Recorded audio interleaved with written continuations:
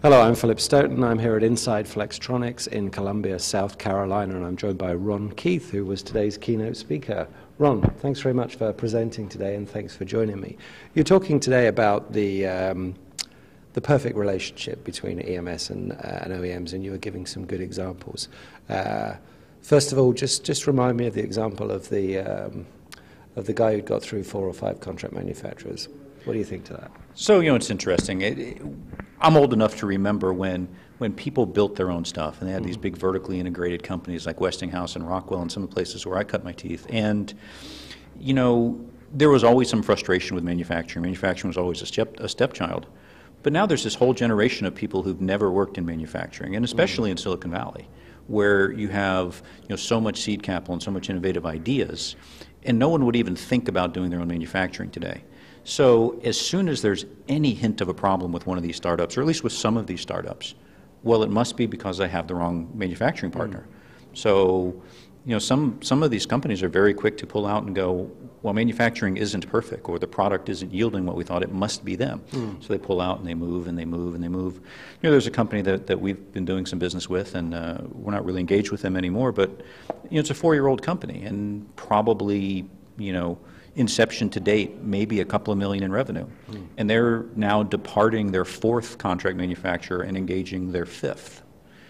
And each time it's, it must be them. And I like to say that, contract manufacturers are like wives. If you have more than 3 X's, it's probably you. Yeah, I think you're probably right. And the kind of heads up on the relationships were really interesting. And what we also saw today is a couple of presentations from people that are actually using this facility that kind of span the both ends of the spectrum. A guy at an MPI stage and a guy with a very mature, very complex, very high value product.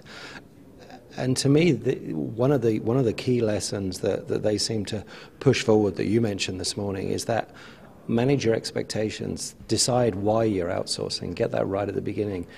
Is that something that a lot of people miss, or are they just thinking, we'll outsource, it'll be cheaper, we'll outsource, we don't have to do it ourselves, without really figuring out why they're doing it and how they're going to measure their success? Well, I think there's a couple of things. I think too many people focus specifically on the cost of outsourcing, and when they look at the cost of outsourcing, they're really looking at what is the unit cost of the product. Because the unit cost of the product when you had your own factory was a combination of this cost, and you rolled it up and you had a pretty good idea, but you never knew.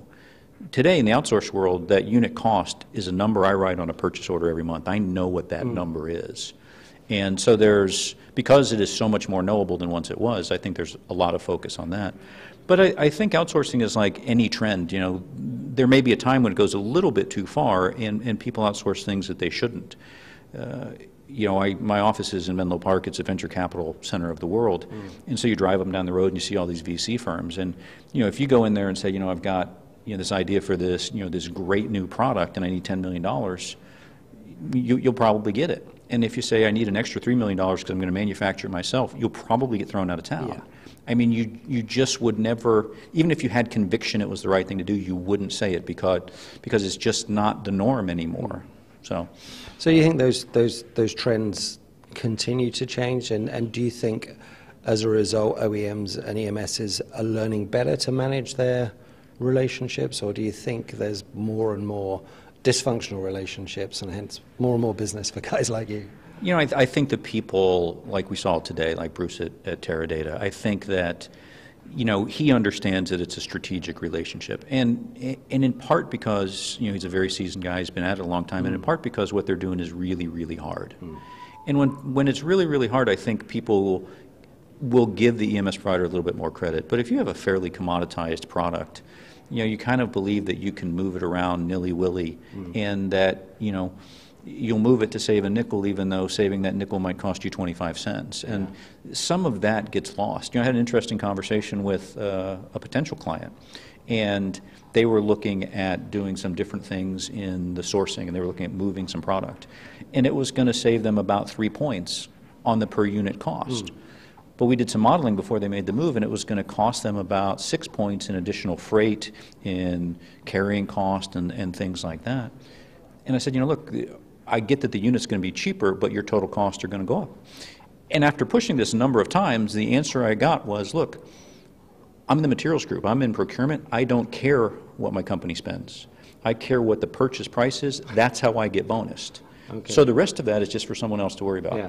My job is to make that one number go down, and that's what I'm going to do, is make that one number go down. Yeah, and that kind of comes back to what you were saying, that a dollar saved is a dollar saved. It doesn't matter whether it's saved in manufacturing, procurement, maybe in some other business infrastructure. And they all buy a beer at the end of the day, so that's what cuts it. Ron, thanks very much for talking to me. Thanks for joining us today. Thanks again for the invite. Always a pleasure.